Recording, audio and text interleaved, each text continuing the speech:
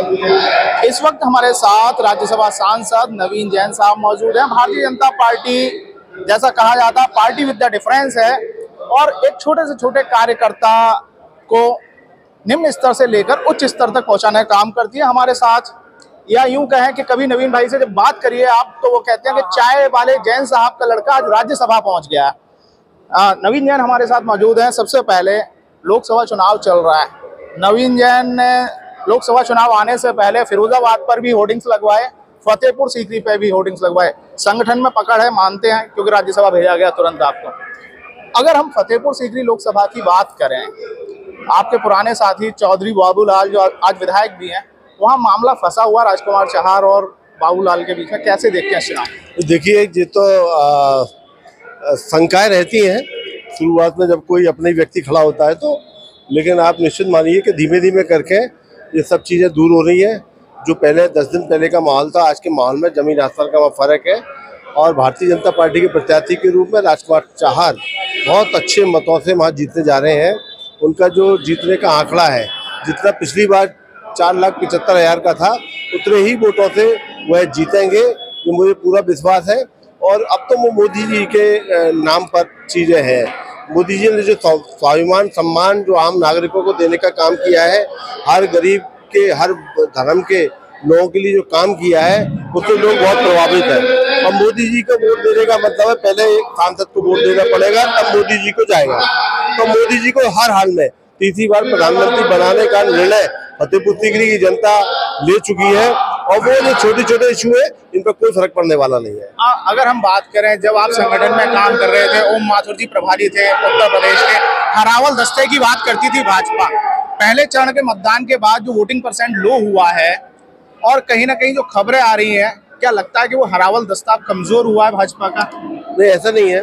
देखिए, ये तो कुछ कारण रहेंगे, कुछ वोटर लिस्ट है। मुझे कुछ वोटर लिस्ट पर भी डाउट जा रहा है। जो वोटर लिस्ट में लोग रह ही नहीं रहे हैं, उनके नाम वो वोटर लिस्ट में है। और कुछ लोग वहाँ स्वर्गवासी भी हो गए, उनका भी वोटर लिस्ट में नाम है। तो परसेंटेज तो में आ जाते हैं वो लोग, लेकिन जो वोट डल रहे हैं, या कहो कि कम वोट डले, परसेंटेज कम हो रहा है, तो हमारा परसेंटेज बहुत अच्छे तरह से चल रहा है। अगर कम हुआ है तो उनका भी कम हो रहा है, विरोधियों को भी कम हो रहा है। तो चिंता उन्हें करनी चाहिए। हमारा वोट तो गांव गरीब से गरीब व्यक्ति को, हर जाति धर्म के लोगों को, हर समाज के लोगों का वोट है। अब वो हमें मिलाए। नवीन भाई, अगर हम बात करें, राज्यसभा सांसद के तौर पर 2 सांसद इस वक्त आगरा के पास हैं। एक भारतीय जनता पार्टी से आप हैं, रामजी लाल सुमन समाजवादी पार्टी से, और 2 ही सांसद भारतीय जनता पार्टी के लोकसभा के प्रतिनिधि हैं। आगरा की वो कौन सी अब समस्याएं हैं बतौर मेयर आपने देखी, और बतौर राज्यसभा सांसद, जो आगरा को आगे ले जाने के लिए आपके जहन में है? देखिए, ऐसा है कि समस्या तो अंतहीन है। समस्या आएगी, समाधान होगा, फिर समस्या आएगी, फिर समाधान होगी, बड़े और चाहेंगे। आप समझ लो, अमेरिका तो विकसित राष्ट्र है। अमेरिका तो खुशहाली वाला राष्ट्र है। वहाँ के जब राष्ट्रपति का चुनाव होता है, तो वहाँ के राष्ट्रपति का चुनाव भी विकास के मुद्दों को लेकर होता है। ये तो हिंदुस्तान है। आने वाले समय में हमारे प्रधानमंत्री ने पूर्व विकसित राष्ट्र बनाने का जो सपना उन्होंने देखा है, उसके तहत कोई समस्या रहने वाली देश में नहीं है। और पूरा आगरा में जो छोटी मोटी समस्याएं रह गई हैं, उस समस्या का समाधान निश्चित रूप से आने वाले समय में होगा। व्यापारी जीएसटी को लेकर परेशान है, अचानक छापेमारी हो जाती है। बतौर व्यापारी नवीन जैन कैसे इन समस्याओं का समाधान करें? देखिए, मैं एक व्यापारी हूँ, और जीएसटी जब से लागू हुआ है, तब से व्यापारियों ने बड़ी राहत की सांस ली है। शुरू में जरा हुआ सा लग रहा था, और ये बड़ा अकाउंट रखना पड़ेगा, बड़ी समस्याएं आएंगी। और लेकिन जो मनमानी हो रही थी अधिकारियों की, जीएसटी आने के बाद मनमानी रुकी है, और व्यापारी खुश है, और सरकार की आय भी बढ़ी है। और व्यापारी भी जो एक बुक्स के काम के प्रति उसको प्रेरणा भी मिली है।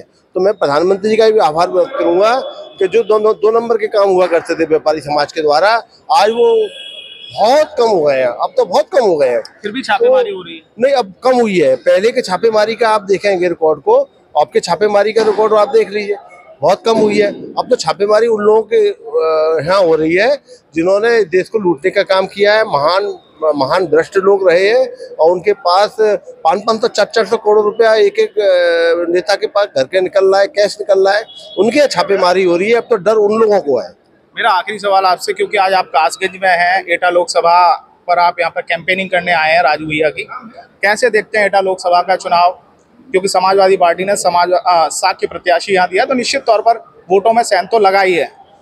कैसे देखते हैं, कैसे मैनेज होगा ये चुनाव? देखिए, बहुत अच्छा चुनाव यहाँ पर चल रहा है और राजू भैया जिस प्रकार से यहाँ पे सरलता के नाम से जाने जाते हैं और सक्रिय रहकर जनसेवा के काम कर रहे हैं। प्रधानमंत्री जी का आशीर्वाद राजू भैया पे मिला हुआ है। बहुत विकास यहाँ पर हुए हैं और जनता के बीच के व्यक्ति को ये टिकट मिलता है और बाबू कल्याण सिंह जी का भी लाभ राजू भैया को उनके नाम का मिलता है, पार्टी को मिल रहा है।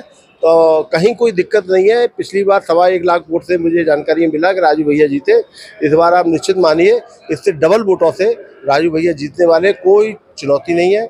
और मोदी जी का और राजू भैया जी का, जो हमारे योगी जी का भी जो काम है वो बोल रहा है। बहुत बहुत शुक्रिया नवीन जैन साहब। तो ये थे हमारे साथ राज्यसभा सांसद नवीन जैन साहब, जो बता रहे थे कि निश्चित तौर पर फतेहपुर सीकरी, आगरा और एटा जैसी सीटों पर भारतीय जनता पार्टी को विजय मिलेगी। ये आने वाला वक्त बताएगा क्या होता है। रंजीत गुप्ता, कासगंज।